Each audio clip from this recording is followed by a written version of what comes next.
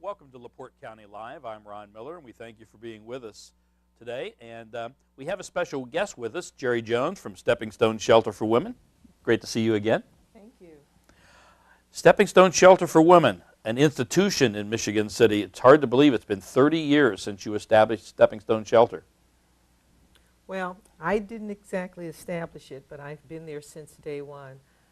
The shelter opened in 1983 with one staff person and maybe 10 volunteers, and I was in that first volunteer group that served as a counselor one evening per week. And after the first year, there was another director, and then in 1985, I came on as the executive director, and I've been there since. Well, and I see another milestone as well, the Bridge Transition Housing 10th anniversary, and certainly you've been around for all of that. That has been a project, and not only a project, but a labor of love for you. Right. One of the things that I saw very early on when I came into the shelter world was that the emergency shelter part of our program provided that support for 30 days, and then the state started funding us up to 45 days. And during that time, we realized that there was no way a person could truly make the changes that they needed to get out of a domestic violence situation, to reestablish themselves on their own, to become empowered and self-sufficient. And so there started to be this move around the country that transition housing was another way to help these families. And so we began actually in 1990. I was out looking for a facility, a place, and it really wasn't until 2003 that we were able to open the Bridge, which is the transition from being in a shelter to becoming self-sufficient again. And it truly was such an effort. There were lots of trials and tribulations and things that we had to deal with, but it has been a true blessing, I think, to many of the residents who have come through that program, because they can stay there for up to 2 years. And during that time, we gave them and still give lots of support. We provide classes to help them with money management, with all of the financial side of things, to build their self-esteem, to help them to become empowered to be able to live on their own and without the violence. And hopefully throughout that whole process, letting them know that abuse does not have to be a part of their lives. And so it has been such a wonderful thing to see families leave there and go into their own homes. We just, in the fall, had 2 families that were recipients of Habitat for Humanity homes. And so we were, here they were now homeowners, and so that was great. Well, let's start with the Stepping Stone Shelter for Women, and maybe it's a bit misnamed because while it is a shelter for women primarily, it is really and actually a shelter for families, because you not only have women there, but you also have, in many cases, dependent children as well. So let's talk about exactly about the shelter itself and who comes there, why they come there, and what you provide for them. Well, when the Stepping Stone opened in 1983, we really felt and talked about victims of domestic violence as battered women. It was the battered women's movement.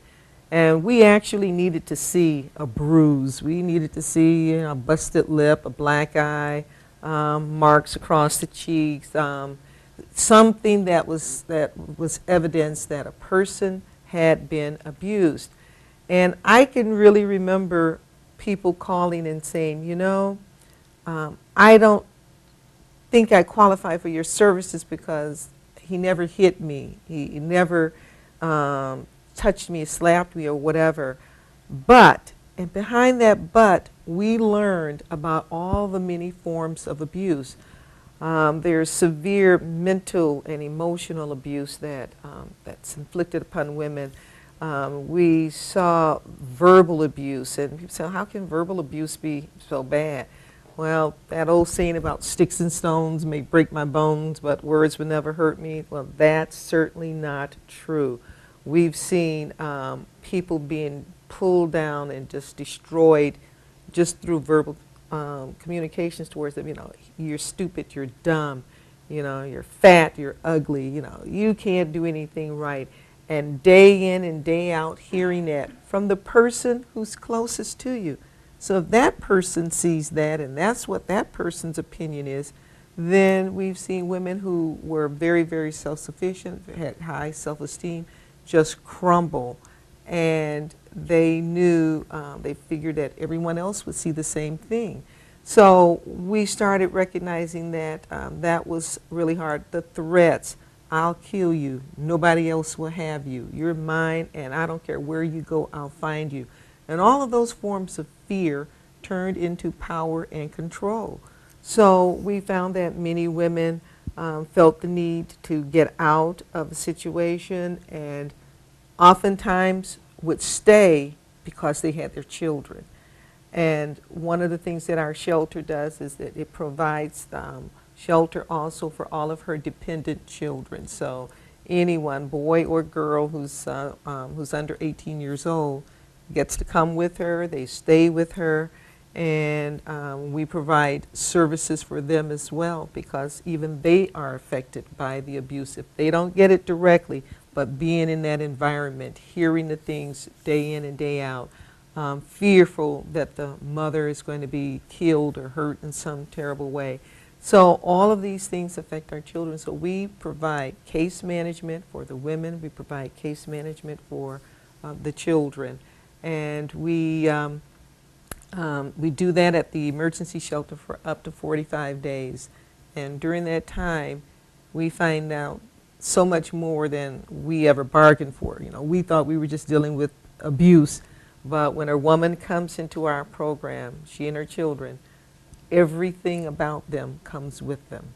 And so we may end up dealing with a lot of other things that we had not ever planned to, but we've had to learn about mental illness, we've had to learn about substance abuse, we've had to learn about disabilities, we've had to learn about all of those financial issues and woes that a family may have, and we have to help her work her way through that. Some of the things that we don't do directly, but we have to find out who in our community does, and sometimes we've had to change our services to be able to meet her needs when we couldn't find it elsewhere.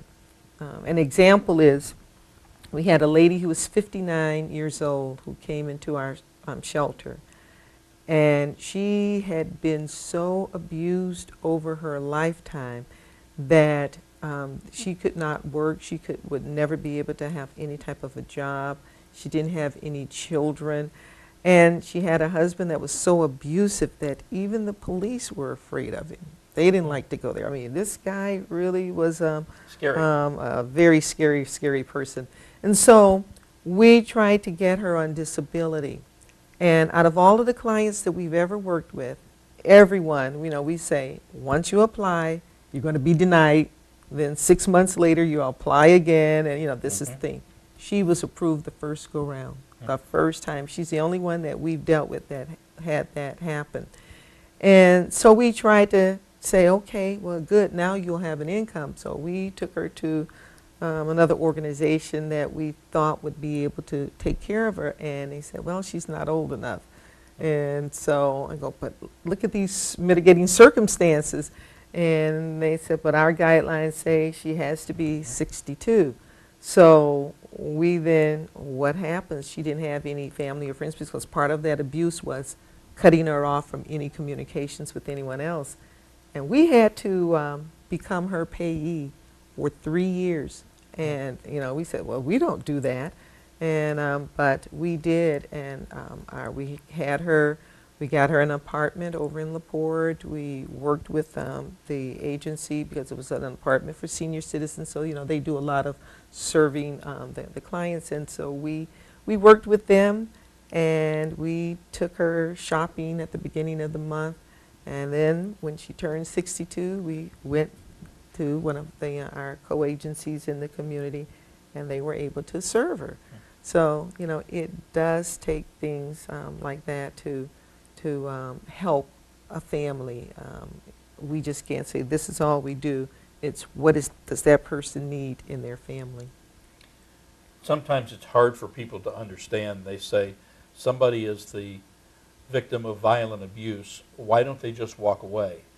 And if it were just that easy, but especially if there's children involved, there are so many situations where the woman is totally dependent on the husband for income. And she starts thinking, I need to get away from this violence, I need to get away from this negative attitude, but I have no money. How do I provide a roof for my kids? How do I provide food on the table, clothing? And it is so expensive today for all of those things. How am I going to live if I walk away from this abuse? And so they stay in an abusive situation because they don't think they have any other alternatives. Right. We have a little list, and it's 50 reasons why a person stays in an abusive relationship. And ironically, the number one reason that they stay in an abusive relationship is probably one of the worst reasons to stay in it, and that is for the sake of her children.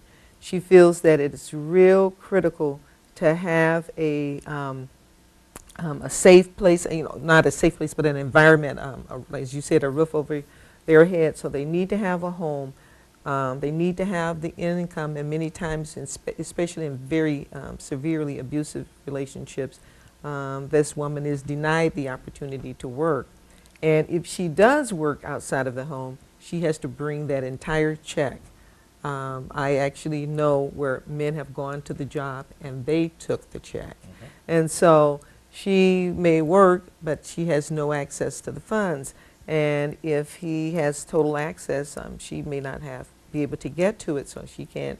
Her name isn't on the bank account. She doesn't even know what the assets are. She knows nothing about how that family operates. So she's very fearful. She may have some religious beliefs that say you cannot leave your husband. That's a sin.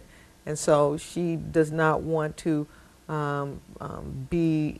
feel guilty and condemned that she's doing something that's not pleasing in the sight of God. So she feels that she has to stay in there, and she will stay there. She may not have any place to go. Sometimes he's been so violent that the entire family says, you know, we don't mind helping, but we don't want him coming over here with all of that. And so she doesn't have that type of a support system.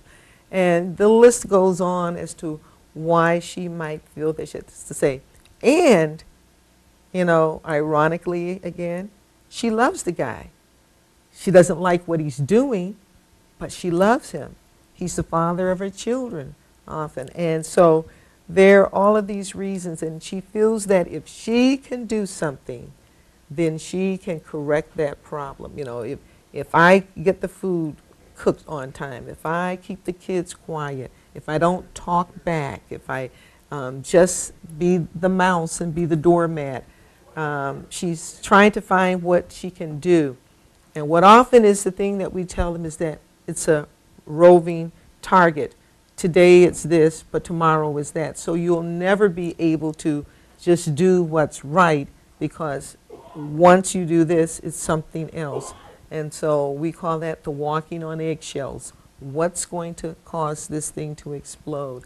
And so she's not stupid because she stays there. Many women have found it to be true that when she did leave, he found where she was.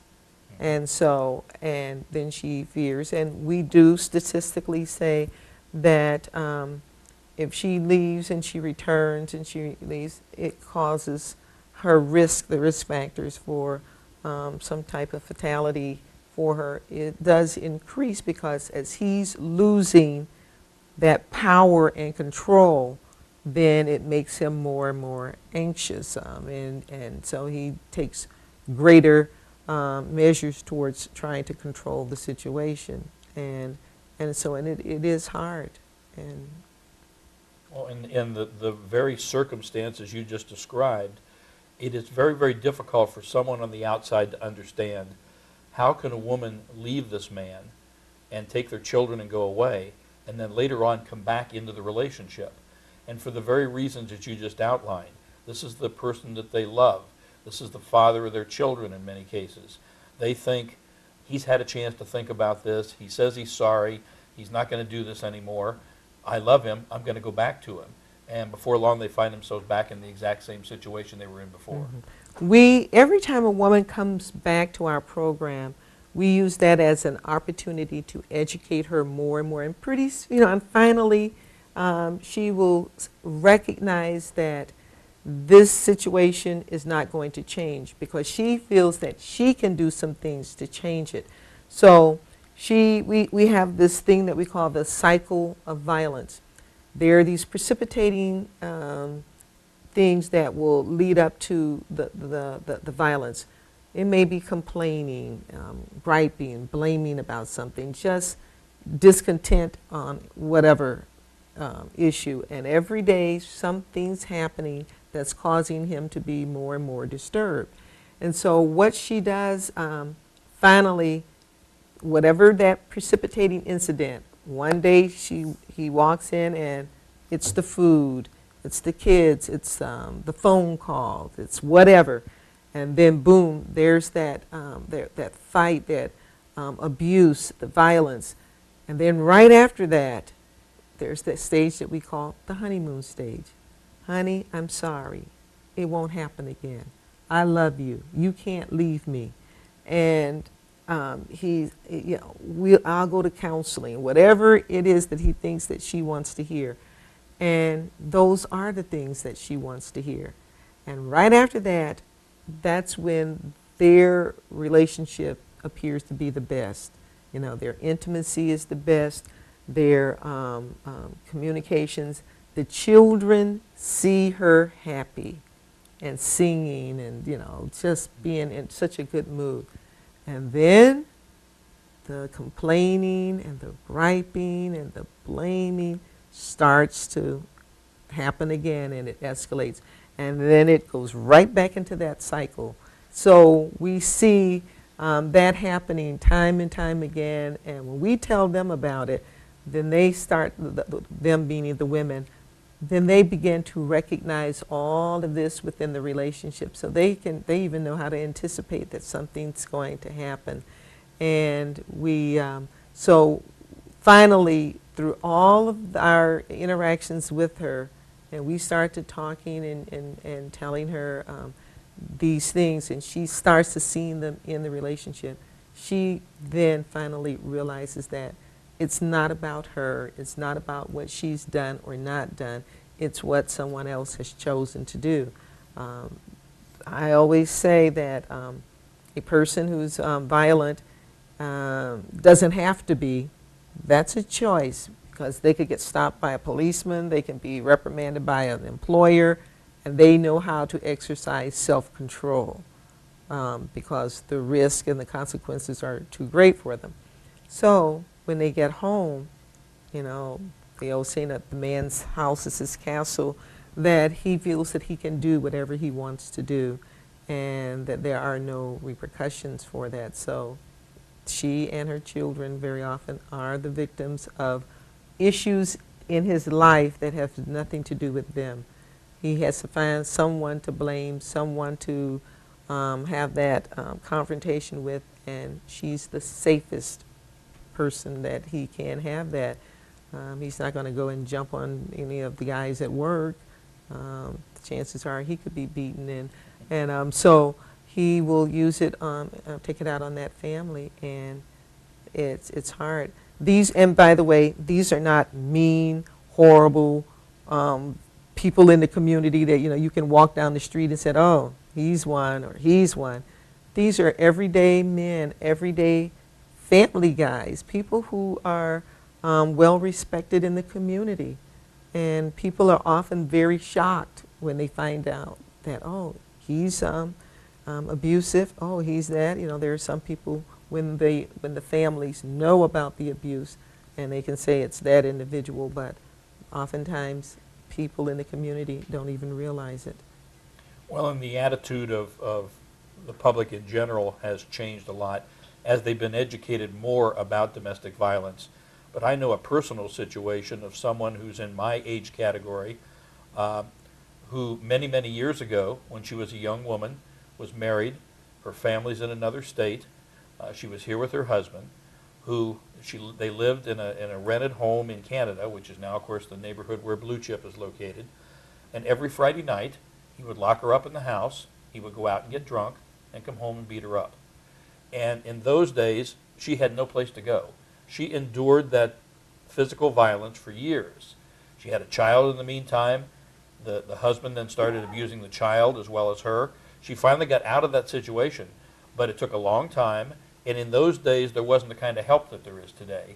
And there wasn't the kind of community attitudes. When she told the police, they basically said, he's your husband, go home and deal with it. And fortunately, those attitudes have changed as well. Right, at some extent, not totally. Not totally. And you're absolutely right. Back during the 60s, the 70s, the 80s, and way back to the beginning of time, that's part of marriage.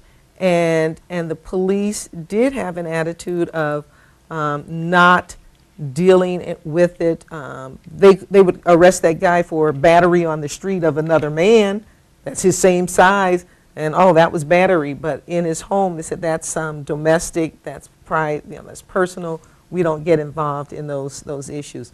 One of the things that's when we talk about community norms and all, I love to talk to people, and I'll ask them about the rule of thumb. I said, when you say that, what does that mean to you? And people say, oh, that's the norm, that's the standard, that's how it's done. So I said, well, let me tell you about this rule of thumb. That was an old English law that said men had the right to beat their wives with a stick as long as the stick was no thicker than their thumb. So when that happened, I started measuring thumbs when I saw them, how thick they were. And I would go, especially when I'm talking to men's group, let me see these thumbs. And by golly, they were thick. And we all talk about, when we were children, your parents would take you go out there and get a switch off the trees and all, and off the bush. But you're talking about a little switch with, the stem is very, very thick. I have small thumbs, but still. They may be short, but it's thick. Think of a stick that size, and being able to legally beat someone with it. So if a woman went and called the constable back during that time, and we were talking about over in England, and said, my husband's beating me, and they go, well, how thick was that stick?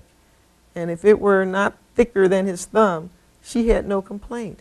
And so we see just inherent in our society, in our values, in our laws, and our views, that abuse of women has been totally acceptable. And so we see now nationally, internationally, there's a move to look at countries where violence against women is so acceptable at part. I remember watching a special, and in Jordan, and I used to keep saying, well, gee, we have a queen over there who's from the United States, so she should really be advocating. But it was part of their thing. If a woman were raped, she didn't have anything to do with that happening. If she were raped, she was just wiped out of the family, just cut. Her pictures would be cut out of all of the family pictures. And she would be blamed that she brought shame on her family. But we found out that that is not, that the abuser, the rapist, is not held accountable for what he has done. Now, we're talking about in another country. Right now in our country, earlier this year, we saw for the first time since 1994 the Violence Against Women Act not passed, not reauthorized. One of the components of that is that the new act was saying that they wanted some jurisdictional powers on Indian reservations, that if a woman had been raped and it was a non-Indian person, someone who was not a resident of the Indian nation, that the council, the tribal council, could prosecute. And they said, no, could not do it. And so here, so it's okay that someone can sexually attack someone and not be held accountable for it. And we finally did get it passed, but it took about maybe 2 or 3 weeks after the new year. But when we closed the old year, 2012, we were dealing with that as an issue here in our country. So, but it has now been passed. It has, and so we're seeing things happening in our country where the views and the values of our society still do not hold abusers accountable for their actions. And we've seen, I have a whole list of deaths in the state of Indiana as a result of domestic violence, and then even in LaPorte County. And we've seen in recent months of a woman being killed, and there's been no charges yet, and so we don't know how it will be declared, her death.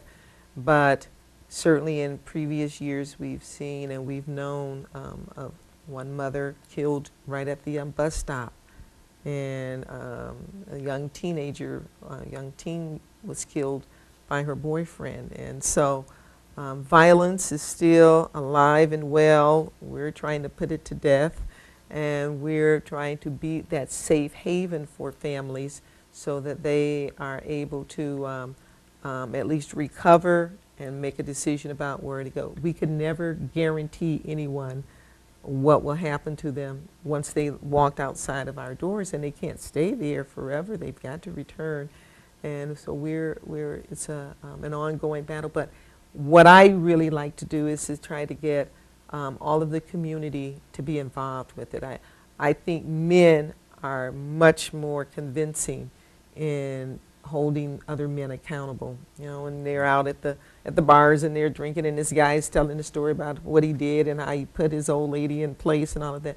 It takes another man to say, you know what, that's not being a man. It's not being a man to hurt your family and your children. And so I've been at the shelter, I told you. I've been there for the full 30 years that we've been in operation. And I've been there long enough now to see the next couple of generations to come by. And a few years ago, a young lady with her kids spoke to me and said, "Hi, Miss Gerry." And I said, "Hi." And she was in the shelter, and she said, do you remember me?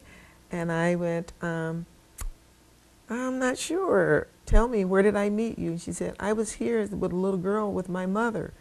And then here she was there with her children. I thought that I had failed. I truly felt that I missed it somehow in being able to convince this mother that the abuse wasn't right, and that, you know, she could to get out of it so that her children wouldn't witness it anymore. But it wasn't that. I learned that, you know, all I can do is give them the tools, and they have to make the decision. And one of the things that we tell people is that when children witness that abuse, they learn that. And two things happen. You get a little boy who sees this happening, and although he hates seeing it happen, Ron, and he wants to, he's fearful for his mother's life, he's fearful for his own life and safety. He doesn't know what to do. So as he gets a little bit older, that fear turns into anger and hatred, and he starts to wishing that his father was dead, wishing that he would somebody would hurt and kill him, and I wish he would leave here, and all of these very strong, violent thoughts and feelings that he has. And then he gets to be a teenager, and if that relationship is still there and there's still the violence, he feels the need to intervene and to protect. So now he may confront this abuser. And we've seen situations where the children have fought, and that. And we had a case where one of the children actually watched the mother being abused and stabbed the abuser, and just stabbed him, and he was killed. And so now here's a teenager, although there's no charges pressed, but having to live with the realization that they've killed someone. And so the children will see this, and this boy is a teenager, and so he starts to intervening. And then he gets to be old enough to get in a relationship himself. And I don't know if you know of any perfect relationships where there are no differences or There are anything. none. There are none. I've not come across one, but he gets into a relationship, and he has problems, and he didn't learn how to address them in an appropriate manner. He didn't learn how to say, we need to talk about this, I need to walk away. He learned how to slap and push and shove. And now this young teenager has become the monster that he's always hated. And this little girl, maybe in the same family, seeing this happening also, went through the same fears, but she picks up on some other dynamics. She saw what happened after the abuse, when things were great, when the mother was happy and loving, and there was all of this. And she began to equate that to love, that happened, it's normal in relationships. So she doesn't have a problem with getting into one where there is abuse, because he loves her, and he tells her that, and that he can't live without her. And we see teenagers now in very violent relationships. I used to go to the schools and talk to the children there and have our little cards and say, if you want to be able to, if you have some problems, give this card to your mom. Tell her she can call us anytime, 24 hours a day, 7 days a week. Someone will be there to help her. We're called to the schools now not to talk about what's happening at home with the parents, but what's happening with the teens in the schools. There's the fighting, there's all of this. So it's moving in. So we're trying to reach that next generation, to teach them some different values, expose them to that there is a life and that abuse is not acceptable. And it's so hard. I remember as a young man, when my son, who now is a father and has 2 young girls, my granddaughters, was an infant, a neighbor father was physically abusing his son, beating his son. And I knew about an incident that happened, and I failed to do anything about it. I thought, it's not my place to intervene, I don't want to get involved, it's his family. This was in the 70s, as I remember, but I didn't get involved, and I've regretted that for my entire life.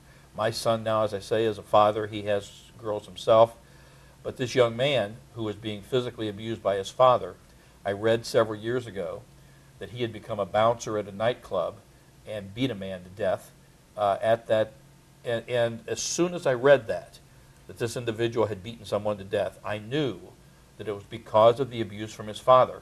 And to the day I die, I will regret the fact that I didn't intervene. But it's hard.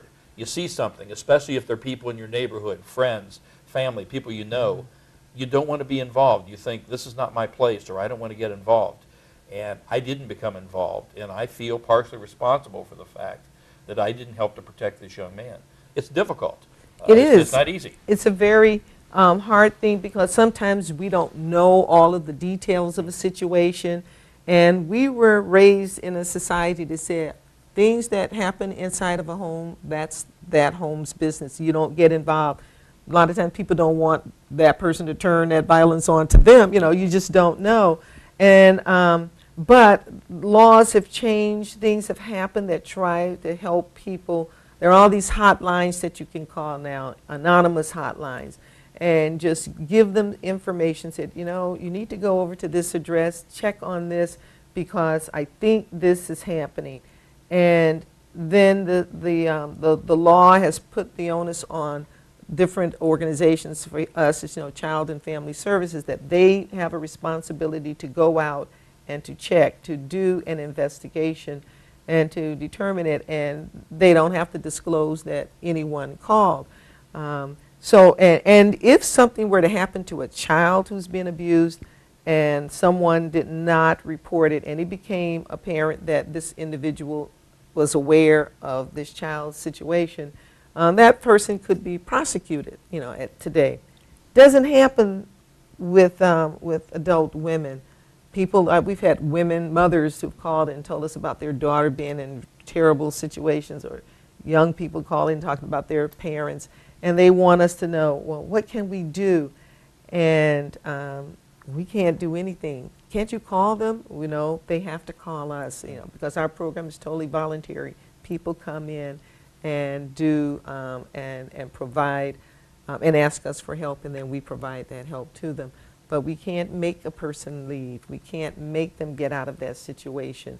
And we can't just call them stupid and dumb because they didn't. We don't know all of the mitigating factors, all the things that lead up to them staying in that situation. We had a little boy one time who came in with his mother, and he was so fearful because he knew his father was going to come and kick the door down and get them, and because they left, you know, what the consequences were going to be. And we said, oh no, he won't be able to come in here. But that was not good enough, because in his experiences, his dad had been able to kick in doors and find them and take them back.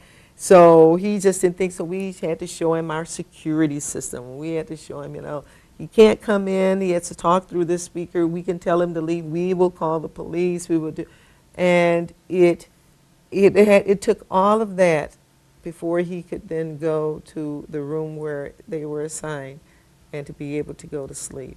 And see, when you know their reality like that, that's something just so, you know, frightening. Like, what child should have to experience that?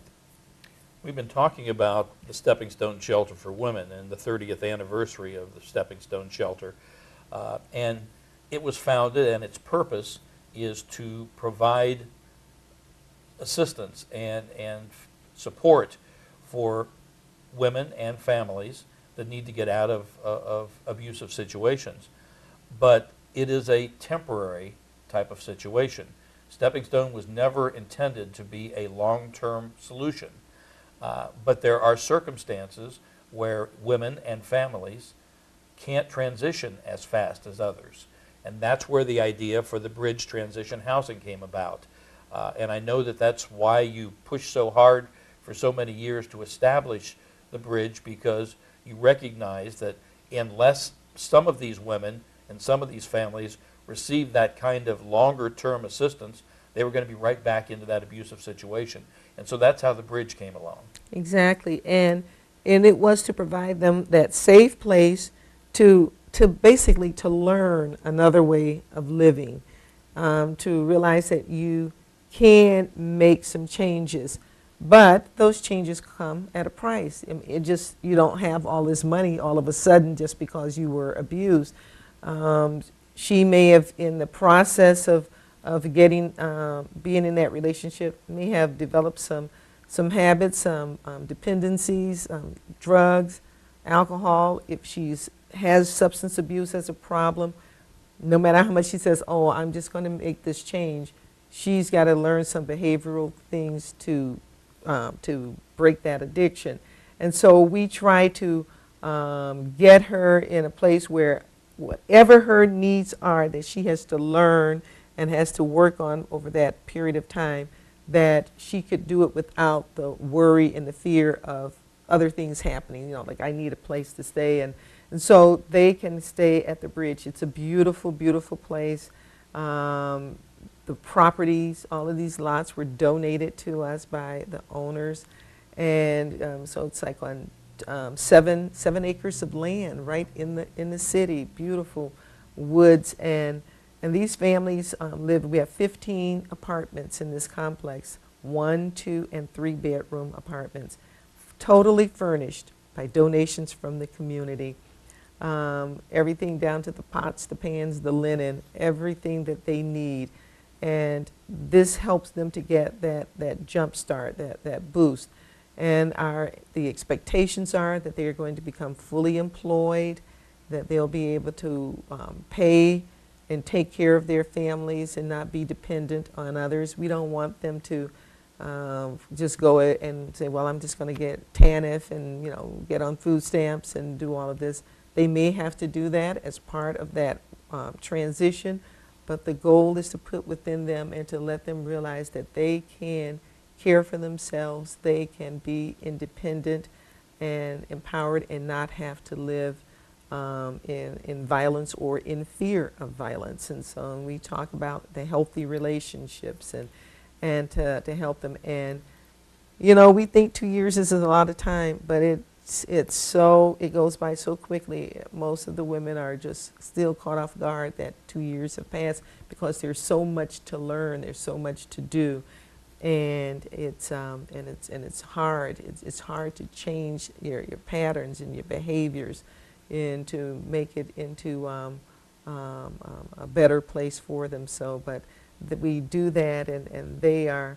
And for us, it's so great to see the children learning, because they work with a child advocate who teaches them that no, you don't have to fight to get what you want. No, you don't have to take this and take that, but you can learn to wait your turn. You can learn to share, because that's not what they see. That's not what you see in violence, in someone being abusive. It's me and my way and all mine, and I don't have to give, and I can take it when I need it and want it.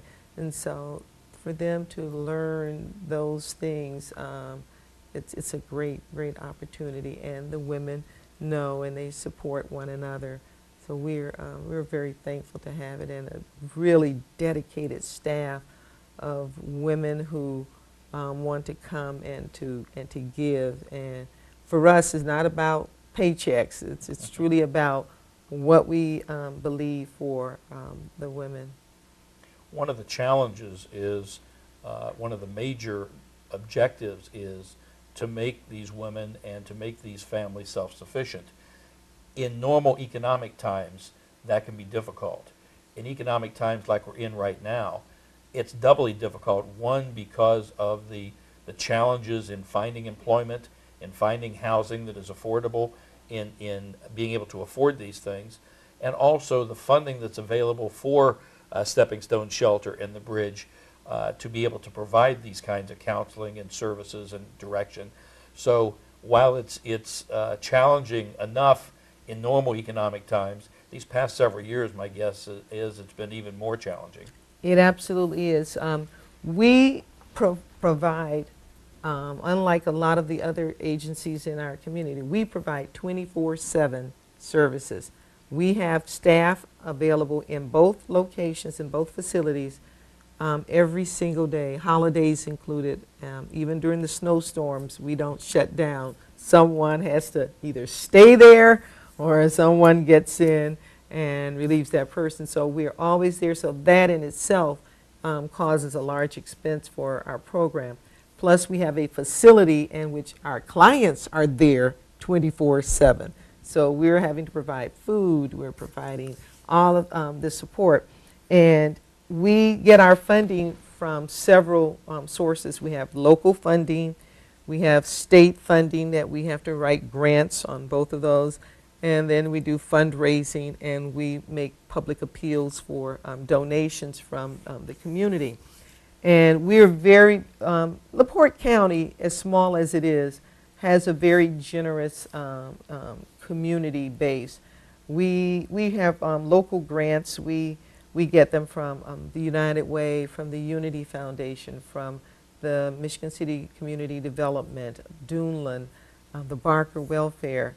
And we have those sources, and then On the state level, we have, I think there are about 6 grants, and I counted up, about 66% of our budget comes from state and federal grants. And then we have the churches and the individuals and civic groups that do fundraisers, that donate to us, and the private industry. They donate goods to us as well as cash. So we use all of these things to help fund and support. We do not buy anything that's like a direct need for shampoos and lotions and diapers and all of those personal products. And we rely on the community to donate to us, and they do so much. And so there we have, this year we're going to be faced, our new fiscal year starts July 1. We're going to have a really big challenge because, you know, when they were talking about all of the sequestering in Washington, we got the notice, and you know what? Expect across the board 5.2% of those grants to be, and I actually went back to go and see how it was going to impact us, and we had, from federal and state grants, we have $416,000 in grants that we write every year. And with 5.2% of that, we know we're going to get cut over $20,000, like $22,000 right off the bat. Not to mention when they start to, you know, whatever we got last year doesn't mean we're going to get that this year. So the grants will be cut, but it's going to be starting from that base. I don't know how we've got to do things to offset that. And then, so, you know, we're looking at 66% of our budget is going to be cut by 5% across the board, and then whatever they do. One of the questions asked in all grants when we write them is, well, what happens if you don't get our funding? If we don't fund you, what do you do? And we have to still provide the same services. You know, we can't say, well, we'll be open 22 hours instead of 24, or we're only going to be open 5 days a week instead of 7. We still have to have ourselves there. We have to do. We take our cuts in that we don't get staff. You know, we don't get any increases. We've probably not had an increase in about 5 years. So people are working for the same amount of money, yet the economy has increased, and they're still working. They're paying out more, but still getting the same. So we try to find different ways to do that. And one of the things that we do is we have to do a lot of fundraising. This year, we're having a program that's called 100 Steps of Hope. And it's a public appeal where we're contacting women throughout LaPorte County and some in other states and places, and we're asking them to invest in our program. You know, for 30 years we've proven who we are and what we've done in LaPorte County. And I had some stats about, you know, what our services actually consist of. And we have, over the past 30 years, we have provided shelter to more than 7,600 women that have come time and time, you know, for us. And we do, and in any one year, we may have had up to over 400 people, women and children, that come and to get service. And that computes to what we call the bed nights, how many nights we had a bed filled, and you count each bed and all of that. And we may provide over 15,000 bed nights of service to the community. So it adds up, it computes that it's there, but we can't stop. You know, people need services, and we cannot allow our doors to close. We've got to continue to do whatever it takes for us to get that service done and to provide it. We have a backdrop behind us right here that maybe some of the people that have been watching this program have noticed. Tell us about this quilt. One of the things that we do is that we've tried to find different ways to get the message out, to educate. You know, people don't want to just sit and see, hear you read stats off to them and do that. They find different ways to do it. And this is a quilt that was made by a woman in our community, and she donated it to us. And it's called Secrets. And it depicts, this is a way of helping people to understand how we as a community deal with domestic violence. We're all talking and whispering. They're saying things like, oh, I saw her crying. She had some bruises on her. I think things are going bad, you know, and just different little things that we all say. And we want to reach out because we know and we see things. But we as a community have a responsibility to go to a person. And if we think that that person is in some type of pain or trouble, to just share it with them. Right, no one wants everyone to know that they're dealing with this, but we need to let them see that, yeah, people know, people care, and people want to get involved. And those are the messages that we give when we go out and speak. And so this person is there, they're feeling it, and how great to put that story together in a format like that. We have another project, I didn't bring that, but it's called the Clothesline Project. And we've had it on display throughout LaPorte County. And there are all these t-shirts. And we give these t-shirts and paints to women when they come in. And it's part of a therapeutic thing. And we say, you know, show us in your way how you feel about this abuse. And one of them, there was a woman that had this, there was this big gray, it was real gray, a heart. And it was just kind of stinging her. They had the stem, you know, there, I guess, going up to the esophagus or wherever, and something out here. And it just showed this heart that was just ripped out of a body, and it was just over there. And how powerful is it? And one, we had a little itty bitty little baby shirt, and this baby, you know, was killed. And so these visuals many times are impacting and bringing the story.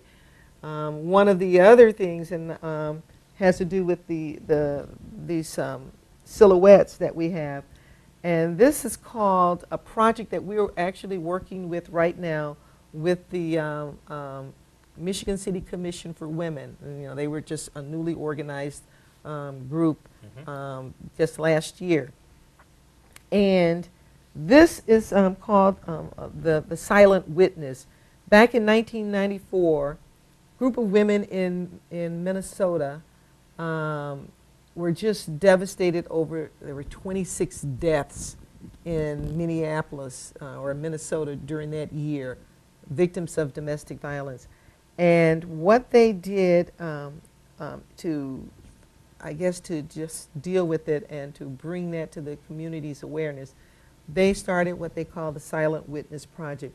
And what it is, it's a full-size body of a woman, and then they have one even for children. And they have a crest on their chest, and that crest tells the story of that woman, has that woman's name, her age, and how this person died. And they had a campaign that by 2020, they wanted it to be 0 deaths due to domestic violence. And when I thought about that, I go, man, that's only 7 years from now. And we are far from that. But that's the goal, and it was a nationwide effort. We actually have in Michigan, in Indiana, a Silent Witness Project, and we've had it on display before. So the Commission for Women wanted to do it again this year, and our program, the Stepping Stone Shelter for Women, and our Domestic Violence Task Force of LaPorte County have come together, and we're doing this exhibit several places. One is right now out at the Lighthouse Place. We've had it at the women's, the 50 Shades of Women film that was on last week at the what was I think it's the South Shore Gallery, Arts Yes. Gallery. Mhm. And so we had it on there, and we're going to be using it throughout the month of April to bring to the awareness of our community the reality of this, that these represent real live people, people in our community. We have a list of the names of people from LaPorte County. I thought it would be kind of hard on families to list those names and Sure. bring them up here, but we put names on them so that people can see that these were real individuals, that they're parts of a family. And it's a very powerful tool because they're just there. No one's talking, and it just has that crest with the name on it.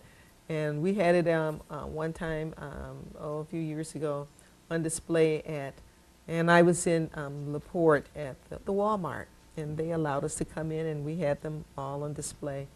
And a mother and her 12 or 13-year-old son came in, and I just expected him to just walk by, but he stopped, and he looked, and he read it. And when he read about this person, a real person, he just went, "Oh, that sucks." And I was like, yeah, keep that attitude, that you don't want to see and read about something like that ever again.